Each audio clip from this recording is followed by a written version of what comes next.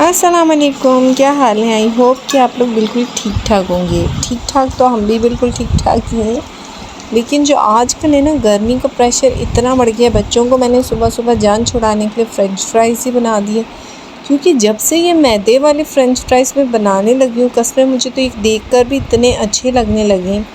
सबसे पहला काम, लाइट ही जाते ही मैंने मच्छरदानी को वॉश कर दिया, क्योंकि मैंने कहा कि अब इसकी ज़रूरतें शुरू हो गई हैं। ये एक वक्त में मुझे मिली थी और मैं ये सोचती थी कि किस दिन काम आएगी, कौन करेगा इसको इस्तेमाल। हम लोग तो एसी में सोने वाले लोग हैं, इसको कौन मतलब यूज़ करेगा। लेकिन कोई भी चीज़ आपके घर में इस्तेमाल की होती है, टाइम आने पर वो इस्तेमाल हो ही जाती है। और इसका मुझे अभी पता चला। सीरियसली, मैंने अपनी नंद के घर गई तो उन्होंने मुझे कहा कि ये मच्छरदानी मैंने यूज़ की थी, और ना भाभी, ये मुंह पे लगाने के बाद इतनी इसको ना जलन हो रही थी, तो मैं तो कसम डर ही गई। मैंने कहा चलो हम इसको वॉश कर लेते हैं, ये ना हो कि हमारा भी यही हाल होने लगी। मिट्टी की वजह से इतना तंग हो गई हूँ कि रोज़ आना आंधी आ जाती है, मिट्टी आ जाती है, रोज़ हम भी बेवकूफ़ों की तरह रगड़ रगड़ के पूरा घर साफ़ करते हैं, जबकि हमें पता होता है कि दूसरे दिन हमारे साथ यही होने वाला है। लेकिन ये दिल की सेटिस्फेक्शन जो है ना, कसमें हमें ले डूबेगी। और मैंने आज ना पूरा फ्रिज भी इसका साफ़ कर दिया। 2 दिन की लाइट नहीं है और ये फिर भी हम लोगों को सुकून नहीं है, हम व्लॉग फिर भी शूट कर लेते हैं। तो मैंने कहा आपको वो भी तो बताया जाए कि बुरे हाल भी होते हैं, तो बंदा हर चीज़ शेयर करे। आप लोगों को अप टू डेट तो होनी चाहिए। लेकिन इस बहाने मेरा फ्रिज और फ्रीज़र दोनों साफ़ हो गए। फ्रीज़र तो मैंने काफ़ी टाइम से साफ़ नहीं किया, इस वजह से मैंने कहा नहीं जी, इसमें बर्फ़ है, और गर्मियों में तो भाई थोड़ी बहुत बर्फ़ तो काम आ ही जाती है। ये भी हम लोगों की वही होती है, दिल की मुतमईनी होना जो ना कुछ भी नहीं है। जब ज़रा सी बिजली चली जाए तो हमें पता चल जाता है कि पूरा फ्रिज इतना गंदा सा हो जाता है। अच्छा, मैंने फ्रिज पूरा क्लीन कर लिया और मैं इतनी खुश हुई कि चलो जी, अब तो ईद तक जान छूटी। इस बहाने मेरा फ्रिज पूरा साफ़ हो गया। और मैं तो जितने टाइम से सोच रही थी, इस बात की मुझे बड़ी खुशी थी, जबकि मैं वो नहीं देख रही थी कि 2 दिन से लाइट ने इतना बुरा हाल किया हुआ है कि हमारी शक्लें ही बिगड़ गई हैं। मीन्स कि इतना पसीना आता है कि समझ ही नहीं आती कि बंदा करे तो क्या करे। अच्छा, मैं उन लोगों में से हूँ कि अगर मैं किसी चीज़ के एक बेनिफिट्स देख रही होती हूँ ना, तो उसके पीछे जो मेरे नुकसान हो रहे होते हैं ना, मैं वो नहीं देख रही होती। मैं बस ये देख रही होती हूँ जो मेरा फ़ायदा हुआ, और मैं उसी में खुश हो के पागल हो जाती हूँ।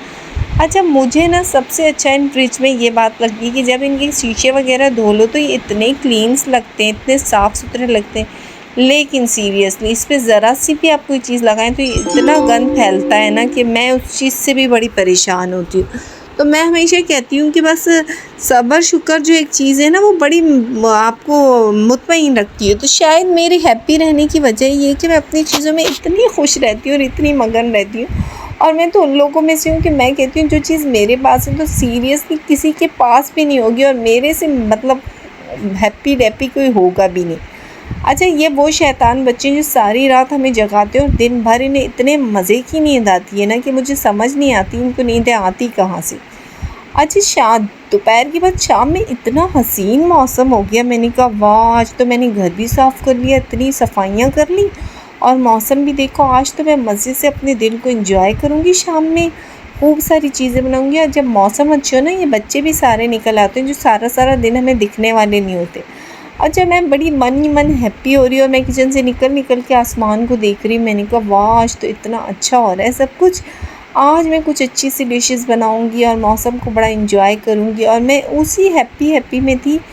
तो मैंने कहा चलें, मुझे क्यों लगने लगा कि इतनी तेज़ सी हवा आई, और यकीन करें वो हवा नहीं थी, वो आंधी थी। दोबारा से आंधी आई और पूरे घर का हशर नशर बुरा हो गया।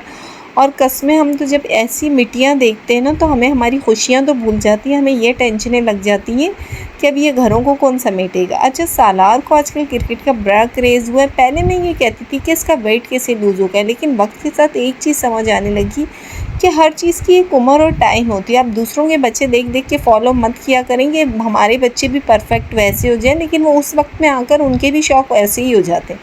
अच्छा, जब मिट्टियाँ बाहर बरस रही थी तो मुझे पता नहीं क्यों चाय का शौक़ चढ़ा, और मैंने खूब सारी चाय बना दी। वो बात अलग थी कि मेरे अलावा किसी ने ये चाय पी भी नहीं थी। अच्छा, देखते ही देखते जैसे ही बारिश शुरू हुई, हमारी तो सांस में सांस आ गई, मतलब जान में जान आ गई। हमें तो इतनी खुशी हो गई कि शुक्र है कि बारिश हुई। हमें ये नहीं था कि मौसम अच्छा होगा, हमें ये था कि अब मिट्टी नहीं उड़ेगी और हमारा घर बिल्कुल साफ़ सुथरा रहेगा। ये वही औरतें समझ सकती हैं जिनको रगड़ रगड़ के घर की सफाइयाँ करनी पड़ती। और सीरियसली, हमारे घर में जब कुछ बारिश का होता है तो हमारे आस पड़ोस के सारे बच्चे हमारे ही घर में मिलेंगे।